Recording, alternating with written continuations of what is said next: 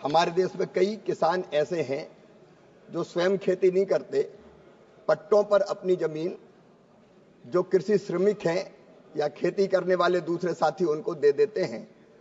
और ये बात सच है कि ऐसे किसानों को कई बार शासकीय योजनाओं का लाभ नहीं मिल पाता।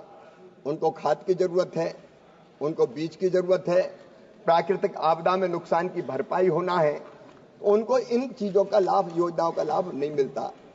मैं माननीय आपके माध्यम से माननीय सभापति महोदय, मैं विद्वान सदस्य को बताना चाहूंगा कि किसान रजिस्ट्री शुरू में तो भूमि मालिक किसानों के लिए शुरू की गई थी, उनको शामिल किया गया, लेकिन राज्यों को हमने आग्रह किया कि चरणबद्ध तरीके से इसमें बटाईदारों को, काश्तकारों को और मजदूरों को किसान रजिस्ट्री में वो शामिल करें, जिसका प्रावधान पहले से ही एग्री स्टैक में किया गया है।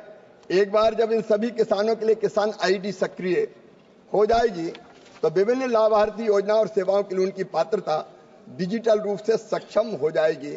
माननीय सभापति महोदय, राज्य सरकार इसके लिए अपनी नीति बना सकती है कि वो बटाईदार और टेनेंट किसानों को भी शामिल करने का काम करेंगे और केंद्र सरकार इसके लिए राज्य सरकारों को पूरा समर्थन देने के लिए प्रतिबद्ध है। हम राज्य सरकारों की पूरी मदद करेंगे।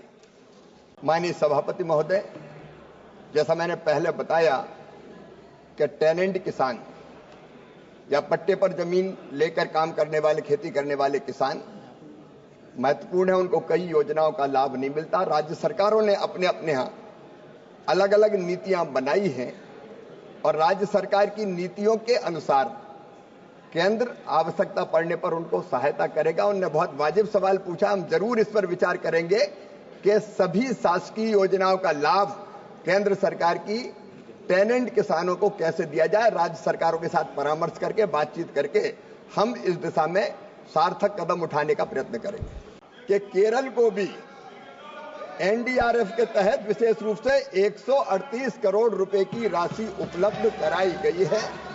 और मैं आश्वस्त करना चाहता हूं आपके माध्यम से माननीय सदस्य को कि बिना किसी भेदभाव के कहीं अगर संकट आएगा तो केंद्र सरकार राज्य सरकार के साथ खड़ी रहेगी, चाहे वो केरल हो, अन्य राज्य हो। उन्होंने भी मसालों की बात पूछी, मैं उनको बताना चाहता हूं पिछले दिनों रेड चिली के दाम कम हो गए थे माननीय अध्यक्ष महोदय। मिर्ची भी मसालों में आती है।